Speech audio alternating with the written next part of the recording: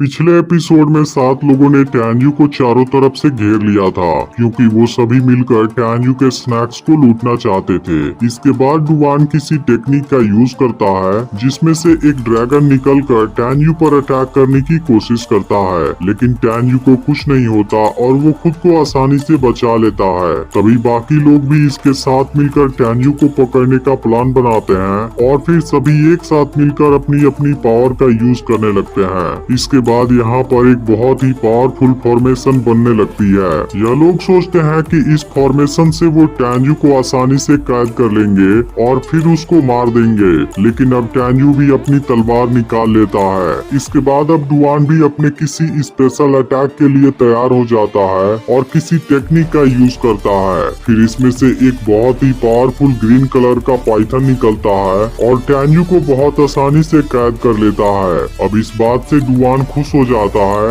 और फिर इस पर ड्रैगन पावर का यूज करता है, लेकिन पहली बार टैन्यू पर इसका कोई असर नहीं होता। यह देख डुवान हैरान हो जाता है और फिर से इसी पावर का यूज करता है। इसके बाद टैन्यू पर इसकी पावर का असर होने लगता है और टैन्यू को बहुत ज्यादा दर्द होने लगता है। फिर डुवान टैन्यू से कहने लगता है, शायद मैंने तुम्हें ज्यादा अंडर एस्टिमेट कर दिया था, तुम तो अभी भी नहीं मरे। इस पर टैन्यू मुस्कुराते हुए कहता है, तुम क्या, तुम्हारे दादा भी मुझे इतने आसानी से नहीं मार सकते। अब इस बात से डुवान को टैन्यू पर गुस्सा आने लगता है, लेकिन अब टैन्यू खुद को पाइथन से फ्री करा लेता है और अब इसके बिल्कुल पीछे आकर खड़ा हो जाता है। फिर डुवान इस पर अपनी तलवार से खतरनाक अटैक करता है, लेकिन टैन्यू खुद को बचा लेता है। लेकिन डुवान अभी भी हार नहीं मानता और टैन्यू पर फिर से अटैक करने चला जाता है, लेकिन अब टैन्यू केवल इसको एक किक मारता है जिसमें डुवान बुरी तरह से जख्मी हो जाता है। अब इस बात से डुवान और भी गुस्सा होने लगता है, लेकिन इसके कुछ कर पाने से पहले ही टैन्यू इस पर पावरफुल अटैक कर देता है। फिर डुवान इसके अटैक को रोकने की कोशिश करता है, लेकिन ऐसा कर पाना इसके औकात से बाहर होता है और आखिरकार टैन्यू के अटैक से जख्मी हो जाता है। इस पर टैन्यू कहने लगता है, मुझे तो नहीं लगा था तुम इतने कमजोर होगे। इसके बाद डुवान अपने साथ के लोगों से खुद को बचाने के लिए हेल्प मांगने लगता है, लेकिन अब यह लोग इसे बचाने के लिए कुछ नहीं कर पाते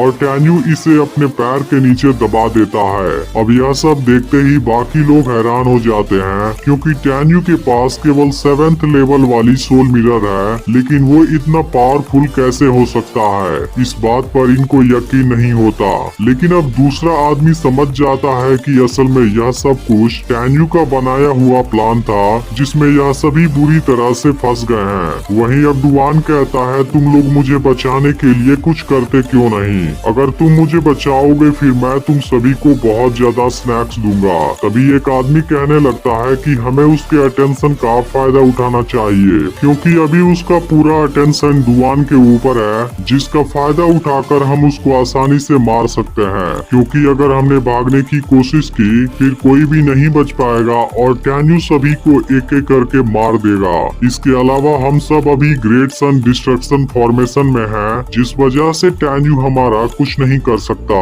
अब उसका यह आइडिया सभी को पसंद आता है और सब एक साथ मिलकर अपनी पावर का यूज करने लगते हैं। लेकिन दूसरी तरफ डुवान काफी परेशान होता है। फिर वो टैन्यू से पूछता है कि मिसलेनियस स्टूडेंट में तुम्हारे इतना पावरफुल कोई भी नहीं है, आखिर तुम हो कौन? इस पर टैन्यू कहता है, मैं वो हूँ जो तुम्हें अभी मारने वाला है। इसके बाद टैन्यू अपने तलवार से इस पर अटैक कर देता है, जिसमें डुवान की मौत हो जाती है। लेकिन यह सब देखने के बावजूद भी बाकी लोग पीछे नहीं हटते, क्योंकि इन्हें लगता है टैन्यू इनके डिस्ट्रक्शन फॉर्मेशन से नहीं बच पाएगा और यह लोग उसे चैलेंज कर देते हैं। फिर टैन्यू सोचता है कि फॉर्मेशन के अंदर की डिस्ट्रक्टिव एनर्जी धीरे धीरे पावरफुल होती जा रही है। मेरी बॉडी में टॉप ग्रेड ऑरा जितनी हार्डनेस है, लेकिन मेरी स्किन भी अब इसको फील करने लगी है। तभी एक आदमी कहने लगता है, अब कुछ नहीं हो सकता और आज तुम्हारा मरना तय है। लेकिन अब टैन्यू किसी बहुत ही पावरफुल टेक्निक का यूज करने लगता है और कहता है कि तुम मेरे सामने फॉर्मेशन का खेल नहीं खेल सकते, चाहे अब तुम्हारा चीफ भी यहाँ पर क्यों ना आ जाए। इसके बाद वो इस पावर का यूज करता है, जिसके वजह से ग्रेट सन डिस्ट्रक्शन फॉर्मेशन पूरी तरह से डिस्ट्रॉय हो जाती है और यह देख सभी लोग हैरान हो जाते हैं और किसी को यकीन नहीं होता कि टैन्यू इतने पावरफुल फॉर्मेशन को इतने आसानी से डिस्ट्रॉय कर सकता है। अब इनको समझ आ जाता है कि इन लोगों ने किसी बहुत ही पावरफुल आदमी से पंगा ले लिया है और फिर सब यहाँ से भागना शुरू कर देते हैं। लेकिन अब इनका जिंदा बच पाना मुश्किल है क्योंकि टैन्यू इन लोगों को यहाँ से भागने नहीं देगा और इन सभी को मारने का डिसाइड कर लेता है और इसी के साथ एपिसोड एंड हो जाता है।